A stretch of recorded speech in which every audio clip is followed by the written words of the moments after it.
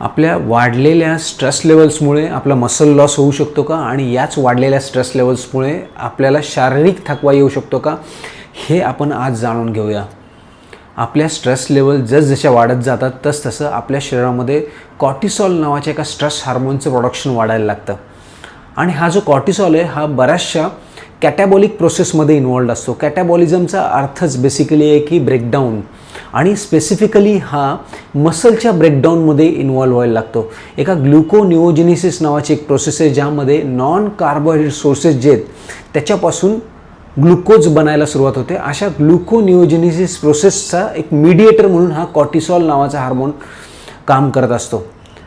आणि ह्या ग्लुकोनिओजेनेसिसमध्ये होतं काय, तर आपल्या मसलच्या ब्रेकडाऊनमधून जे प्रोटीन तयार होतं आहे त्या प्रोटीनचा उपयोग शुगर बनवण्यासाठी व्हायला लागतो. आणि त्याच्यामुळं मसलच्या रिपेअरला पुन्हा रिसायकलिंगला तिथे त्याला प्रोटीन कमी पडायला लागतं आणि त्यामुळं आपल्या मसलची साईज कमी व्हायला लागते. म्हणजेच तुमच्या इकडे स्ट्रेस लेवल वाढायला लागतात, त्याच्यामुळे तुमच्या कॉर्टिसॉलच्या लेवल वाढायला लागतात आणि हा कॉर्टिसॉल एका ग्लुकोनिओजेनेसिस नावाच्या प्रोसेसने तुमचा मसलचा ब्रेकडाऊन करायला लागतो आणि त्याच्यात तुमचा मसल लॉस व्हायला लागतो.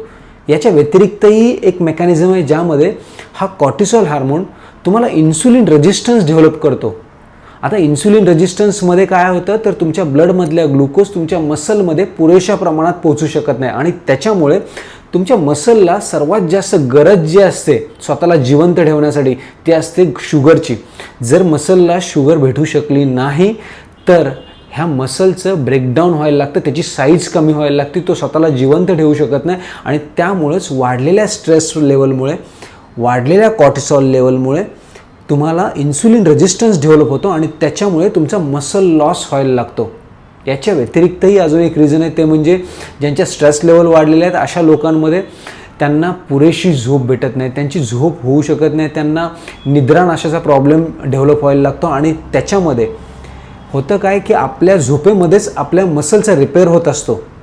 मात्र जर तुम्ही पुरेशी झोप घेत नसाल तर आपल्या मसलचा रिपेअर होऊ शकत नाही आणि त्याच्यामुळं नवीन मसल्स फायबर न बनल्यामुळं तुमच्या मसलची साईज कमी व्हायला लागते आणि त्याच्यात देखील तुमचा मसल लॉस व्हायला लागतो.